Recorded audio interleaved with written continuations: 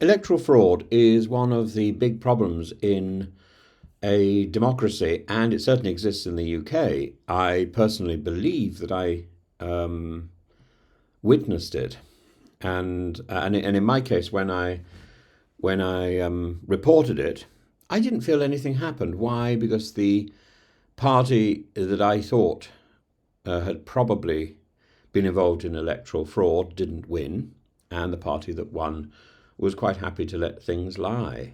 And I wasn't really sure, as it's very difficult to determine, I wasn't really sure what exactly I'd witnessed. I thought I'd witnessed something dodgy.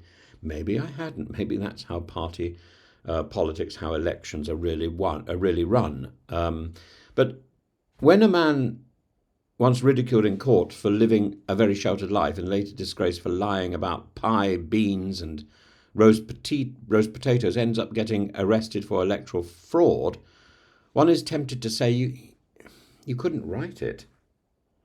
And yet you can, because it's politics in Glasgow, where satire often reads like reporting. Frank McAveety, the former leader of Glasgow City Council, the former Scottish Labour MSP, teacher, Bowie fan, self-styled daddy of pop, former culture minister, has now been charged with electoral fraud over offences committed between 2022 and 2024, and Police Scotland has passed the matter to the Procurator Fiscal. McAvety's career is a tale of returns. Council leader in the 1990s, MSP for Glasgow Shettleston for over a decade, and then back again to politics in 2012, eventually reclaiming the council leadership in 2015. Along the way, he gave us sound bites, scandals, a questionable understanding of parliamentary etiquette. But behind the caricature lies a far more serious problem: the persistent vulnerability of our electoral system to fraud, especially at local level, where the stakes seem smaller but the patronage networks more entrenched. And people who put themselves forward for election often, I think, are not fully aware of these patronage systems which run rampant and the machinery of the larger party. While details of McAvety's case remain under wraps, reports suggest it concerns the 2022 council elections, where questions arose about undue influence, likely involving postal voting and registration irregularities. And if true, it would echo the findings of Lord Eric Pickle's 2016 report that the UK system is too vulnerable to fraud, particularly in urban community-based elections. It's not enough to simply prove fraud occurred. In most cases, prosecutions only gain traction if one can demonstrate that a more deserving candidate was pipped to the post. In the absence of that, it becomes electoral vandalism without consequence, and often doesn't proceed to a court, and it often gets lost. And so you get the impression, UK elections are incredibly sound because there's so few court cases about electoral irregularity. But actually, that isn't really the case. The case is those court cases don't take place. Postal voting, often described as the Achilles heel of electoral integrity, was introduced as a convenience. It's ironically become the method most conveniently manipulated, and once a voter is registered, they can hold the postal vote indefinitely until review. Until recently, no reapplication was required for postal voting. And what happens behind closed doors? The home may be private to the world, but often not to its inhabitants. Coercion can occur within families, within communities, and yes, within the biradari systems that dominate local politics in parts of Glasgow, Bradford, and elsewhere.